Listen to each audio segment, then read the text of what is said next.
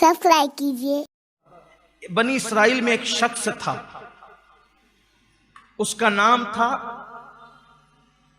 بلعم و باعور۔ اس کو بلعم ابن باعورہ بھی کہا گیا ہے۔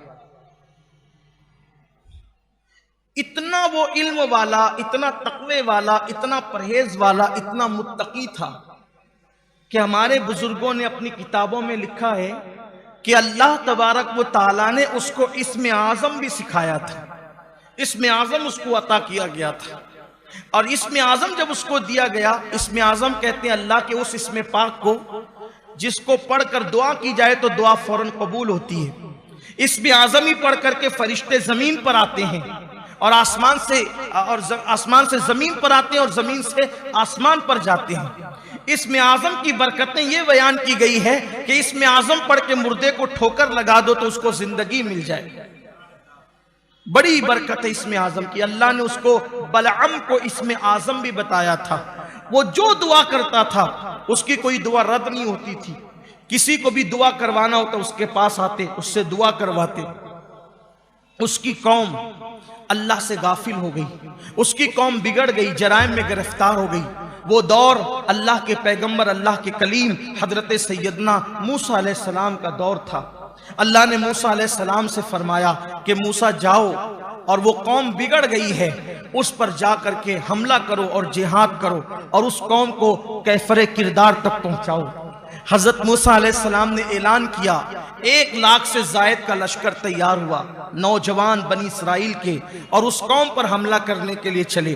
جب موسیٰ علیہ السلام اپنی قوم کے ساتھ اس قوم کو سبق سکھانے کے لیے جب ادھر تشریف لے گئے، اور آپ ایک جنگل میں رکے ہوئے تھے انتظار میں کہ ان کو نصیحت کریں، یہ نصیحت مان لیں تو کام ہو جائے گا، ورنہ ان کے ساتھ پھر جہاد کیا جائے گا۔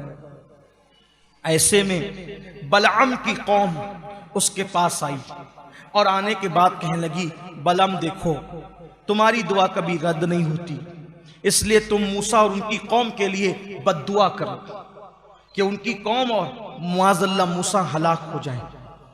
اس نے کہا نہیں، اللہ کے نبی کے لیے اور حق کے لیے لڑنے والوں کے لیے میں بد دعا نہیں کر سکتا۔ منع کیا اس نے۔ اس کی قوم جانتی تھی کہ انسان احسان کا بندہ ہے، تو بلعم کے آس پاس انہوں نے تحفے تحائف کا ایک ڈھیر جمع کر دیا، اور اس کو اتنے تحفے تحائف سے نوازا کہ بلعم کے پاس تحفے تحائف کا ڈھیر لگ گیا۔ پھر قوم نے کہا، بلعم ہماری ہلاکت قریب نظر آتی ہے، تم موسیٰ اور اس کی قوم کے لیے بد دعا کرو۔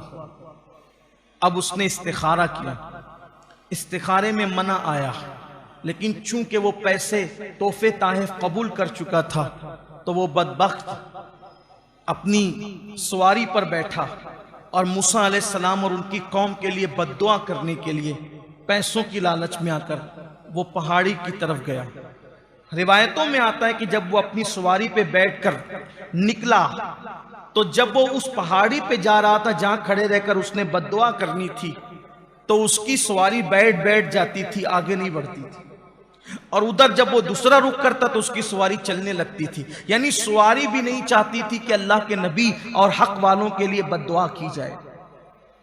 بالآخر جب اس نے دیکھا کہ سواری اس کا ساتھ نہیں دیتی تو وہ پیدل ہی چلا گیا، قوم اس کے ساتھ گئی۔ اس نے ہاتھ اٹھا دیا، ہاتھ اٹھائے، اور جب اس نے بد دعا کرنا شروع کیا حضرت موسیٰ اور ان کی قوم کے لیے، تو جب وہ موسیٰ علیہ السلام کا نام لیتا، موسیٰ علیہ السلام کی جگہ اس کا اپنا نام اس کی زبان پر آتا، اور جب موسیٰ علیہ السلام کی قوم کا نام وہ لیتا تو قوم موسیٰ کی بجائے اس کی اپنی قوم کا نام اس کی زبان پہ آتا۔ قوم کہتی، کیا کر رہے بلعم؟ وہ کہتا ہے، میں مجبور ہوں، جب موسیٰ کا نام لینا چاہتا ہوں بد دعا کے لیے تو میرا نام زبان پہ آتا ہے، اور اس کی قوم کا نام لینا چاہتا ہوں تو تمہارا نام آتا ہے۔ وہ رونے لگا۔ قرآن نے بیان کیا، اس کی زبان اس کے سینے پہ لٹک گئی۔ اسم اعظم بزرگوں نے لکھا کہ وہ بھول گیا۔ اللہ نے فرمایا کتے کی طرح اس کو کتے کی مثال دی گئی۔ اللہ نے فرمایا اس کی زبان کتے کی طرح لٹک گئی سینے پر۔ اسم اعظم بھول گیا، ذلیل ہو گیا، دنیا بھی تباہ ہوگی، آخرت بھی برباد ہوگی۔ دنیا بھی تباہ اور آخرت بھی برباد۔ یہی ہمارے عنوان کا حصہ ہے.